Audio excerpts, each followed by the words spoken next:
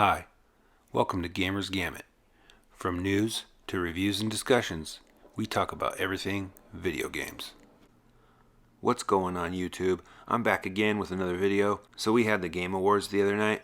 It's that time of year once again where we all come together to look back at the past year in gaming to celebrate games in the gaming industry. I'm going to be going over the award winners during episode 3 of Gamers Gamut Live, our weekly podcast. So in this video, I just wanted to quickly go over some of my favorite game reveals and world premiere trailers from the show. In a lot of ways, it's actually my favorite part of the Game Awards. For me, it's almost like a second E3 where we get to have a peek at the future of gaming. I'm sure a lot of people feel the same. So I wanted to start off with one of the most impressive trailers of the night, and that was Hellblade II. We finally get another peek at this game, which was revealed in a previous Game Awards show. If I remember correctly, they revealed this game at the same time they revealed the Series X. I could be remembering that wrong though, so don't quote me on that. This game is looking incredible. Jeff Keighley multiple times said this was gameplay, and it's very impressive. The transitions from cutscene to gameplay seem to be very smooth. If Jeff hadn't said something ahead of time, I probably would have thought this entire trailer was a cutscene, honestly. It has a really dark, mythological vibe to it. In some ways, you could almost say this could be Microsoft's attempt at a God of War type game with the mythology and the... I don't know, that's just the kind of vibes that I'm getting here.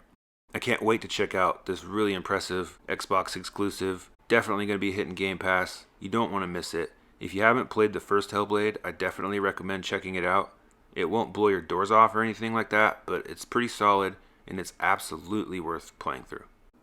So moving on, the next trailer that I really liked was a world premiere game reveal. Apparently Disney is really starting to spread their Star Wars license around a little bit more in the gaming space. We're getting a new Star Wars game called Star Wars Eclipse, and it's from Quantic Dream. Quantic Dream made games like Detroit Become Human and Heavy Rain. Their games tend to be very story-driven and narrative-heavy with lots of different branching paths and story outcomes and endings. A lot like those choose-your-own-adventure books that I used to read when I was younger. Detroit Become Human is an awesome game. It's another game that I highly recommend people play if they haven't. So thinking about playing that kind of game in a Star Wars universe is very exciting to me. With so much lore behind it, I think the possibilities here are almost endless. And I think this one is looking like it might be one of their best games yet, so definitely keep your eye out for this one. I know I'm going to be. The next reveal that I really enjoyed was the reveal of Alan Wake 2. I am really looking forward to this one. The first Alan Wake game was originally an exclusive on the Xbox 360.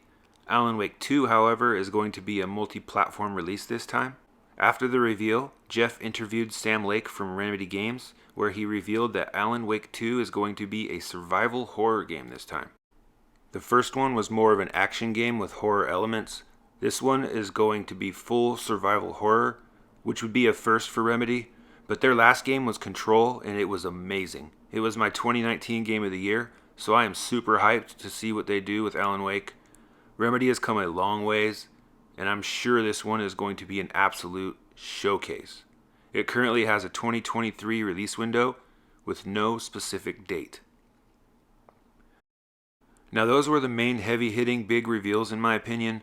Horizon Zero Dawn Forbidden West did get a new trailer as well that I think everyone should definitely watch, but that game has gotten so much coverage lately, I figured I would skip over that one for now and maybe do a deep dive on it a little bit later.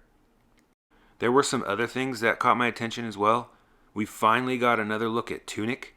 Tunic was briefly shown during Microsoft's 2018 E3 conference. They've been radio silent since then, but we finally get to see how this game is shaping up.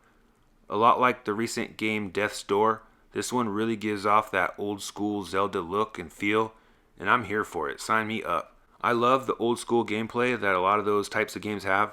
This one looks really interesting and will be releasing in March, so keep a lookout for this one.